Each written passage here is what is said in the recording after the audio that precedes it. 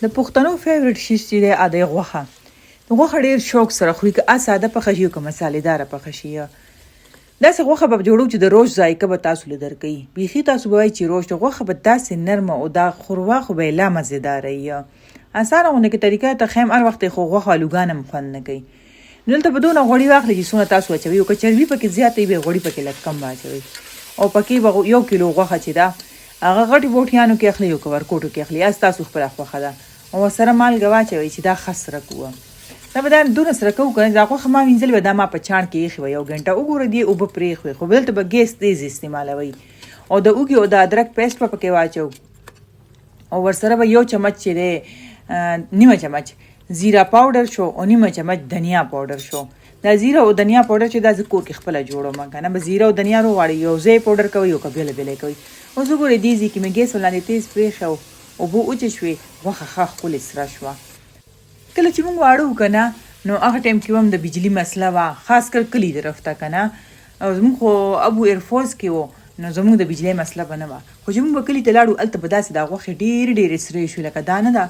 او بیا به دا په کټ باندې په پوزي باندې واچوله نور ته، 1-2 ورځې نور به یې ولګو، دا به یې سټور کړه. دا به ډېره ډېره موده بیا پرته وه. اوس وګورئ دلته غوښه چې کله ښه سره شي، غوړي پرېږدي، نو دې کې به تاسو اوبه واچوئ او ورسره به 2 پیاز واچوئ. 1 کیلو غوښه کې ما 2 پیاز واچول او نیمه چمچ زیره و نیمه چمچ دنیا پاوډر و. اوبه پکې لږې زیاتې واچوئ چې دنه اونه لګي. دا ولې ویم دا مخته تاسو وګورئ.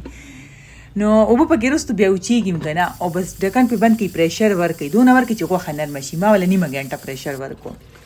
نیمه ګنټې پس دا غوښه راته ښکاري داسې وه. دا مساله چې وه دې ته لږ شانتې دې غوښې له لږ شانتې زور ورغلو، خو شکر دا دی چې سوځېدلې نه وه. ګورې بیا چې غوښه وسوځي که نه، بیا انسان له کار نور هم زیات شي، ځکه چې بیا به بل څه پخی. بس دې کې به غټ غټ الوګان چې دی ور واچوئ. که واړه الوګان یې سره وي بیا خو لا ښه شوه. ما سره دلته ورکوټ الوګان نو ما پکې ځکه غټ په منځ نیم کو. ګورې ثابت الوګان ډېره مزه کوي. او بس دا لږ شانتې مصره که دا غوښه، ځکه چې پیاز پکې پوره حل شو. پیاز پکې اسې حل شوي نیمه ګنټه کې، خو بیا مې په غوړو کې لږه تاو راتاو که، او بیا مې پکې اوبه واچولې. دونه اوبه پکې واچوئ چې ایله پکې د الوګان لږ شانتې پټ شي.